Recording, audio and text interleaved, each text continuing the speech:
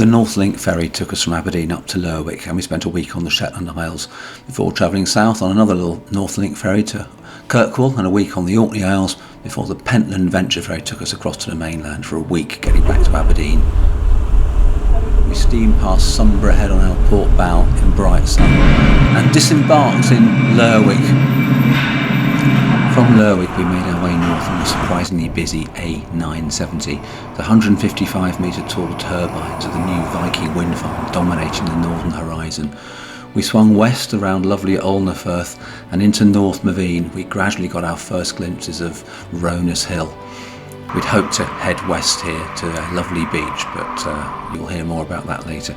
We whizzed down into Urrafirth, and finally, nearing Hillswick, we paused for a rest on the lovely little B road, heading out towards the lighthouse. In bright sunshine we pedalled west on the delightfully quiet B9078 above an increasingly impressive coastline, our eyes drawn to the Drongs, a set of spiky sea sacks out in St Magnus Bay, the remote island of Fula floating out on the far horizon, and the impressively large Dorho natural arch closer inshore. It didn't take long to find our first well camp of the trip, just to the north of Calder's Geo. In fact, we could have pitched almost anywhere. There was plenty of level ground and short surf with stunning views in all directions. Being so open, there was also a good breeze, perfect for keeping the midges grounded. Soon our Staika was pitched and we sipped mugs of tea along with slices of Trish's cherry cake, delighting in the incredible coastline just beyond our tent.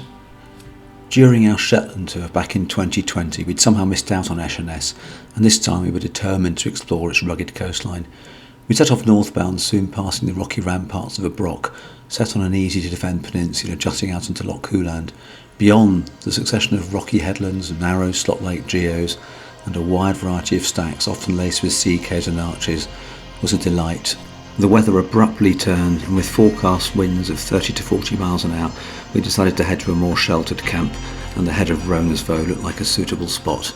It was a bleak ride there, though. Not quite as lovely as last night's pitch, but this will do. The head of Ronasvo.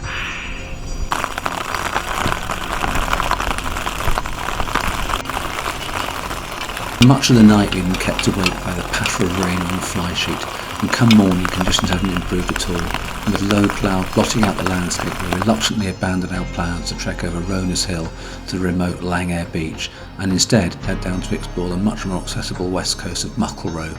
We pedalled south in low cloud, wind and a drizzly rain to the roadhead, our 1 to 50,000 map hinting at a good wild camping possibility in the Bay of Little Air just beyond.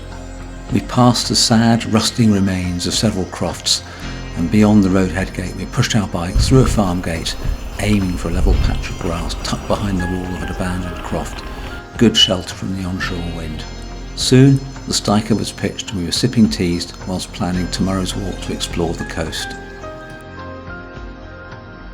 These sweet little cairns guided us across a knot of tangled terrain towards the old settlement of Hams at the north end of the Mucklerow Island. Our little trail led us west and then northwest along the granite cliff top, the names on the map hinting at the dramatic coast at our feet. The Berkey Skerries, the Hall of Hellier, the Merby Stacks, Riding Stack, Pict's Ness, Dandy Geo, Grusterwick Geo, the Big Geo of Stromness. There was one incredible feature after another length of this amazing coastline, the peaks of Fula, poking through the distant fog. We explored the tumble-down ruins of the old crofts, the red granite stones covered in a hairy lichen, pondering what life was like out here in this remote outpost, probably completely sustainable, in complete contrast to our lives, so dependent on fossil fuels and modern mechanised farming. This is the remains of the old water wheel, water mill at Hams. Now it was time to head west to explore the coast around the Bay of Deepdale. We trundled our way back to Bray's Co-op for supplies and then on to Vaux, a steady climb out of town passing a Trowie crossing, an endangered species endemic to this part of mainland Shetland. Apparently it's a smelly and fairly unpleasant creature that can be quite cantankerous when provoked, so we were careful to whiz along avoiding any encounters. Beyond we passed the interestingly named settlement of Twat, one of several hereabouts. The pleasantly narrow and winding A971 took us west through terrain dominated by peaty moorlands dotted with cotton grass. to the turning of the Dale of Walls. Now we descended gently past numerous ruined old crofts, the island of Fula floating on the horizon. On foot, we set off north to explore the coast, soon arriving at... This is Deepdale on the west coast, sort of a substitute for Langair. From 100 metres above, we peered down to the remote shingle of the Deepdale beach, wishing to be able to scramble down, but the rope climb in its steep and loose approach looked pretty dodgy in the wet and breezy conditions. Instead, we followed the cliff before veering off east to Sandness Hill. From the trig point, we trudged south on a compass bearing through Peat Hags, but we were treated to wonderful views out to the wild west end of Papastua and the Foglet and Lyra Skerries. Returning to Lerwick, we made good time on a range of little roads, through the settlement of Walls and over the Voe of Broland, pictured here, to another wild camp on the coast near Scarvista. Our arrival delayed as I fixed a puncture caused by a shard of stiff wire deeply embedded in my rear tyre, right in the puncture-proof band. It would have been tricky to remove without the aid of a tiny pair of pliers in my toolkit. The weather was pretty drizzly and miserable much of the way, but we dropped below the cloud to get a lovely view south down Visedale Voe, complete with its numerous islands and skerries. Yeah, heading to the Orkneys now.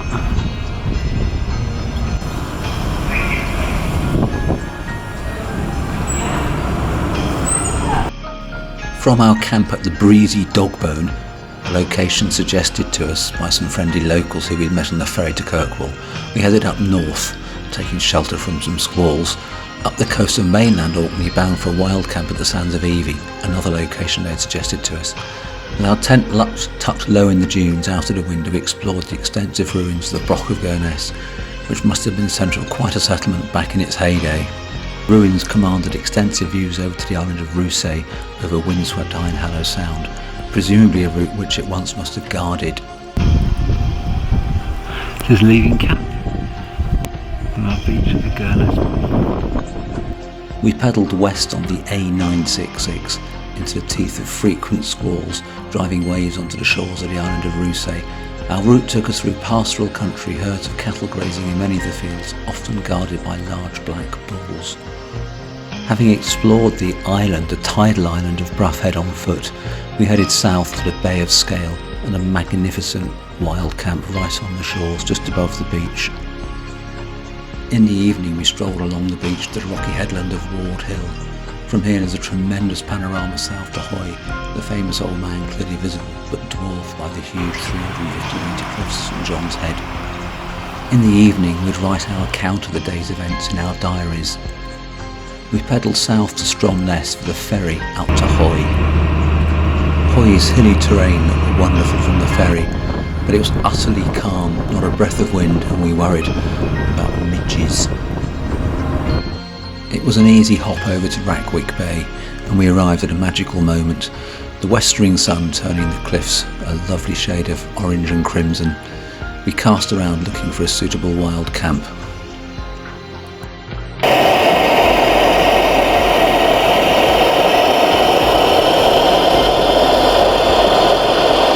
How you doing, Trish? We'd camped atop a little knoll in the windiest spot, but there was no wind and the midges were out in force. These are the midges on the lee side of the tent, there's almost none on the other. Like most people, we had come to Hoy primarily to visit its most famous resident, the Old Man. From Racwick Bay, a good path leads to the cliff top beside the famous stack. It's a dizzying, vertigo-inducing viewpoint, and the Old Man himself looks slightly crumbled and decrepit. I wonder what it must be like to climb it. Very, very scary, I imagine. A little path continues north along the very top of the cliffs, the biggest in the UK, with plenty of glimpses down to the Atlantic swells around 350 metres below. From the summit of Culiags, we headed down the broad southern spur, finding the extensive remains of a crashed aircraft, a large one given the size of the radial engines that were deeply embedded in the peat. It must have been quite a crash, as much of the hillside was still unvegetated, and there were large areas of molten aluminium scattered around. Later internet research confirmed that on the 1st of January 1945, a Liberator plane had crashed here, killing all 7 crew, sadly. A steep descent led off the very end of the spur, back down to our tent. Sadly, it was now time to leave Racwick Bay and its magnificent beach. Just one minor problem though. gate, first one we've encountered.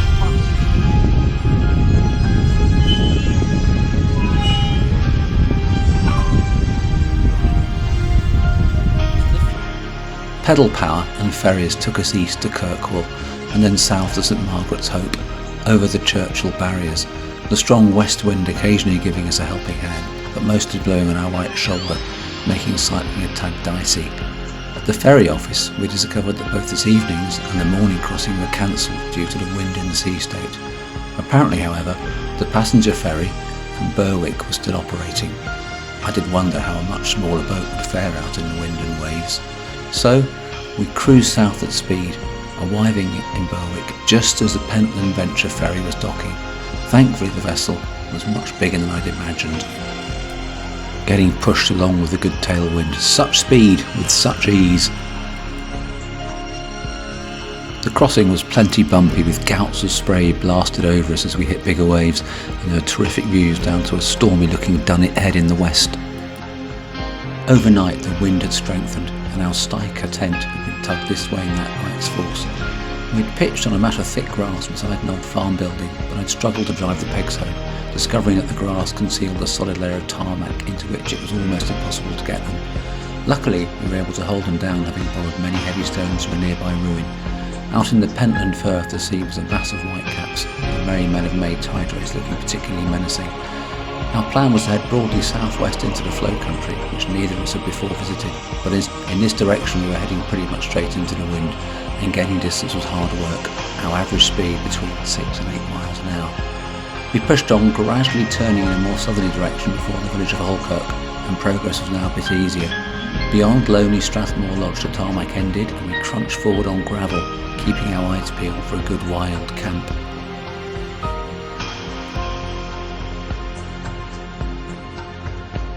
A lovely spot to camp, except the wind's dropped right back after a day of gales, so nothing and the midges are out.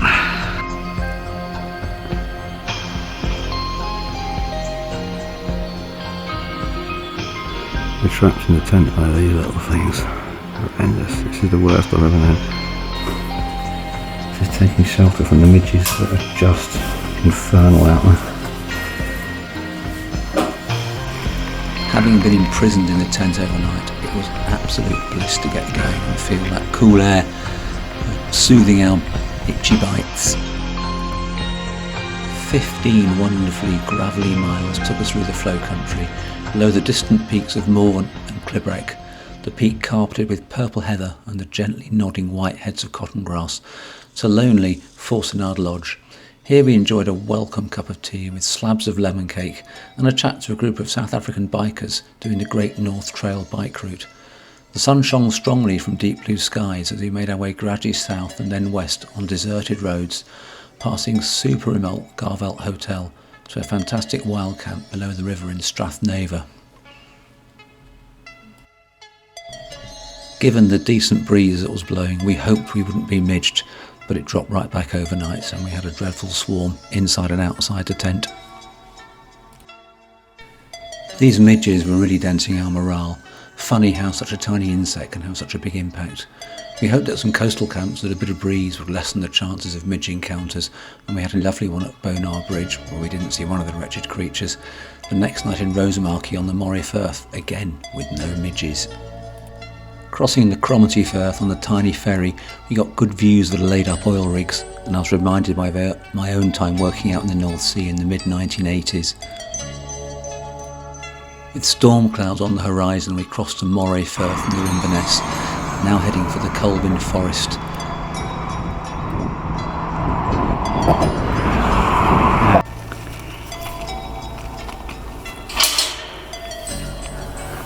Here we found lovely quiet trails that led through stands of Scots pine and spruce to an absolutely fantastic wild camp that we hadn't expected, in a clearing right on the shore next to an immense beach with terrific views back over the Firth. To my surprise, it was one of my favourite wild camps of the entire trip, surpassing even those on Shetland, I feel.